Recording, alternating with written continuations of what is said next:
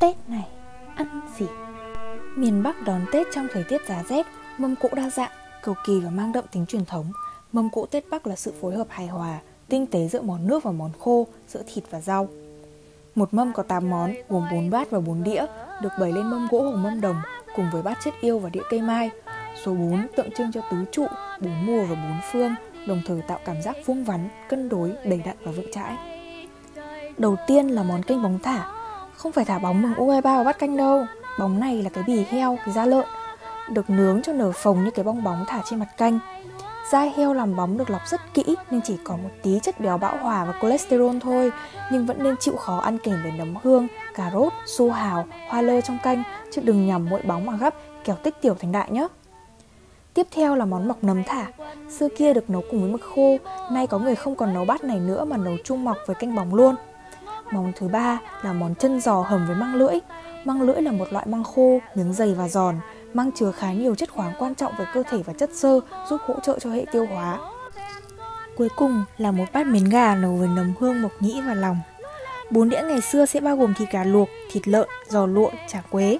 Ngày nay trên mâm người ta hay bày thêm cả nêm rán, nộm su hào và thịt đông, ăn kèm với một đĩa con dưa hành và một đĩa muối tiêu. Thế là trên mâm tổng cộng có 10 bát và đĩa, tượng trưng cho sự tròn đầy và viên mãn.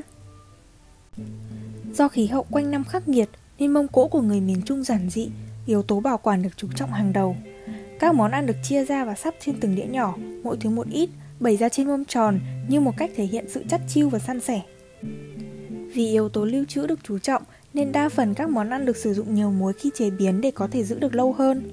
Những món như tôm rim, thịt lợn ngâm nước mắm, bò khô mật mía khiến mâm cỗ Tết miền Trung chứa nhiều sodium hay là natri là thành phần chiếm 40% muối ăn NaCl.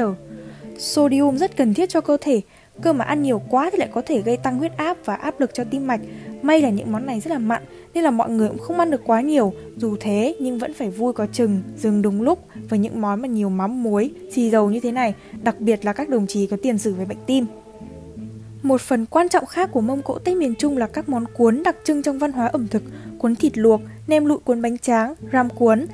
Những món cuốn luôn cân bằng được giữa lượng thịt và lượng rau, có thể xem là những món ăn tốt cho sức khỏe nhất trong mâm cỗ Tết.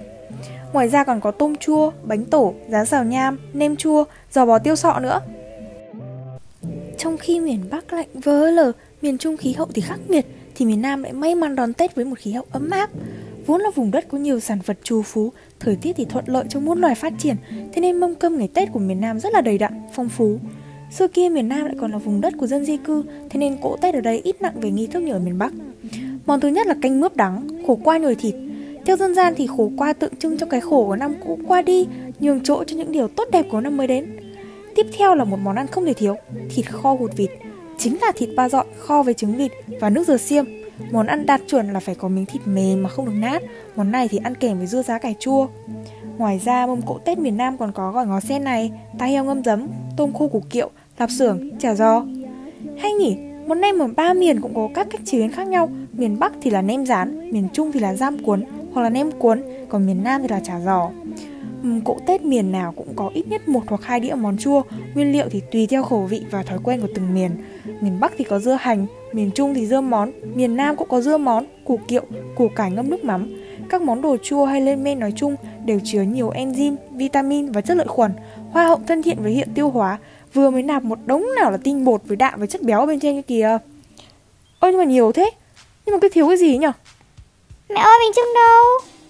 Bánh chưng ở ba miền cũng khác nhau luôn. Ở miền Bắc, bánh chưng thì được gói bằng gạo nếp, ướp trong lá chuối xanh vuông vắn, còn nhân là miếng thịt mỡ trắng xinh nằm gọn bên trong lớp đỗ mịn.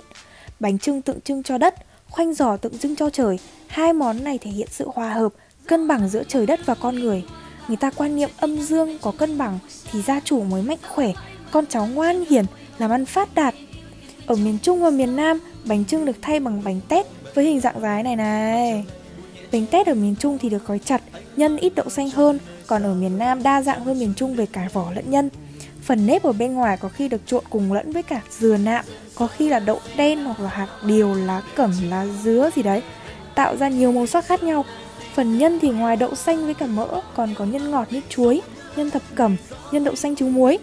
Một số nơi còn tạo hình bên trong nhân bánh thành hình hoa mai, chữ thọ, chữ phúc, thì cắt ra trông hơi bị ngầu luôn.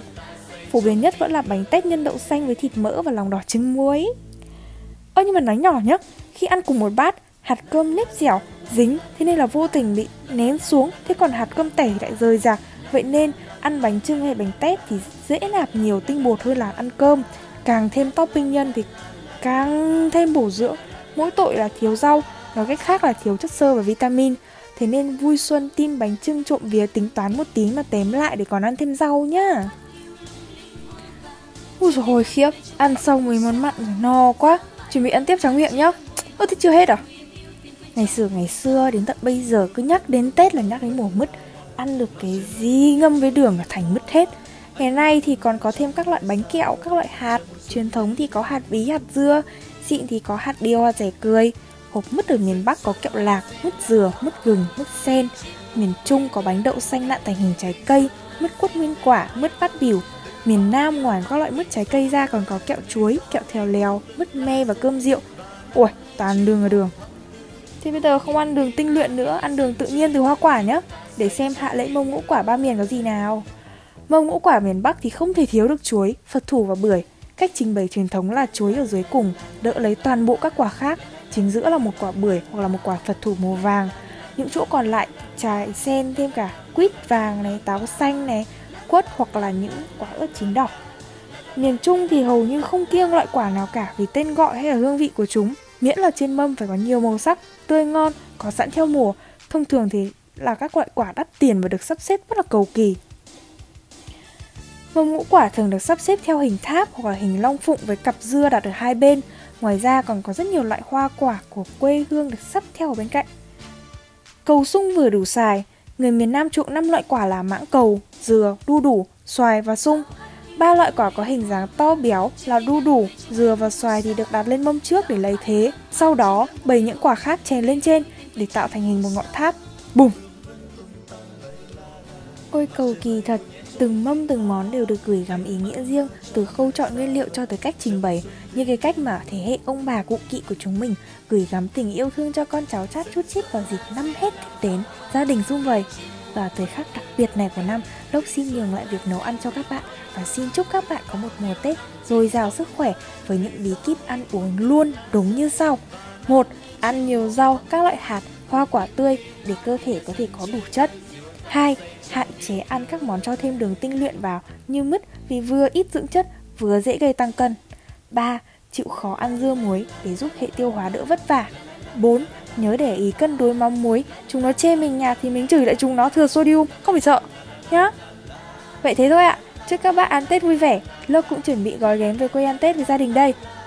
Nghe nói giờ comment được emoji hoa đào đấy, không biết có thật không? Thử comment vào dưới xem nào. Bye bye.